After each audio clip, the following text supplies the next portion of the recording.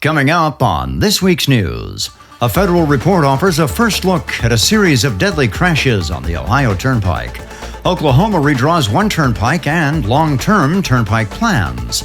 And finally, the new extension of North Carolina's Triangle Expressway is open. Greetings and welcome everyone to this week's update of all that's coming down the pike. The National Transportation Safety Board has released a preliminary report offering details into a trio of deadly accidents on the Ohio Turnpike, all near the Swanton Toll Plaza near mile marker 49.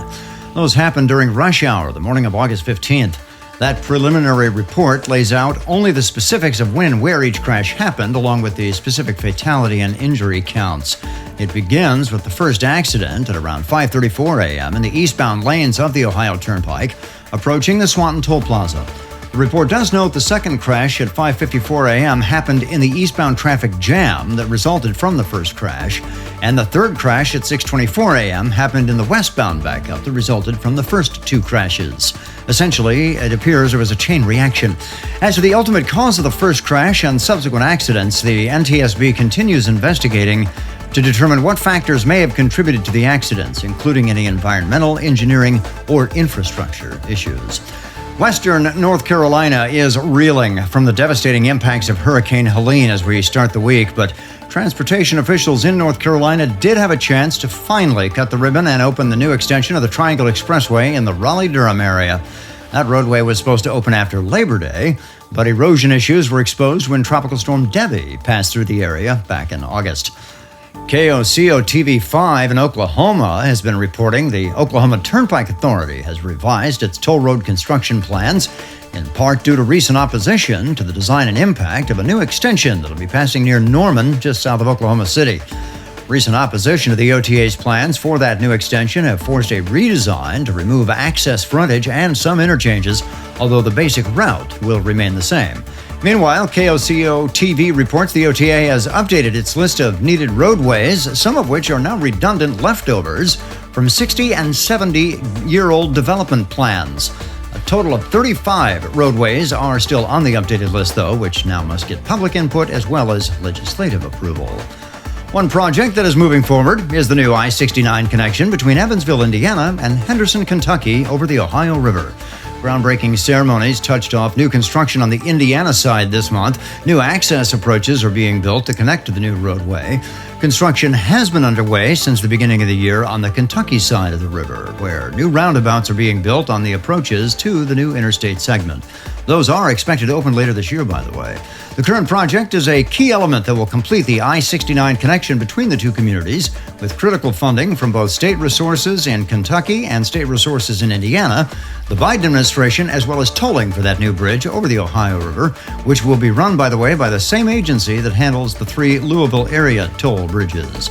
Construction of the bridge element itself is not expected to get underway for another 2.5 years. Final completion of the I-69 Ohio River crossing is expected by 2031.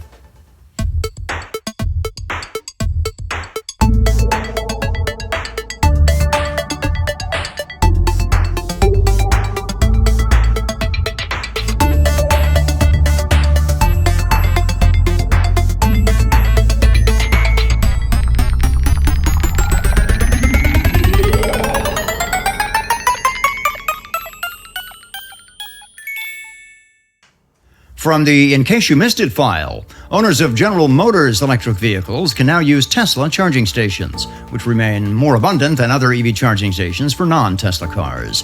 Ford and Rivian had already made deals with Tesla, but until about 2 weeks ago, GM car owners had been left out. Now, for the price of a simple adapter, owners of GM's EVs can use Tesla's fast charging stations, although the older, slower charging stations are still off limits.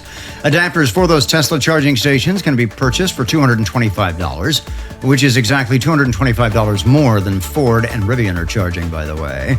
One more thing, if you have a Chevy Bolt, you will need to get a software upgrade for your car, which can only be done at a GM dealership. Sorry about that.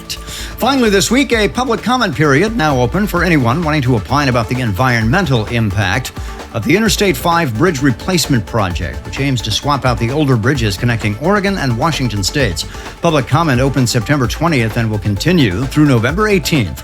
as stakeholders and environmentalists work out the impacts of that bridge replacement project, which will include new tolling. Project commissioners are meeting this week to get updates on the status of tolling in both states. Washington State, of course, already has tolling operations on 3 roadways, but there are no toll operations currently running in Oregon. The I-5 bridge project will be its first.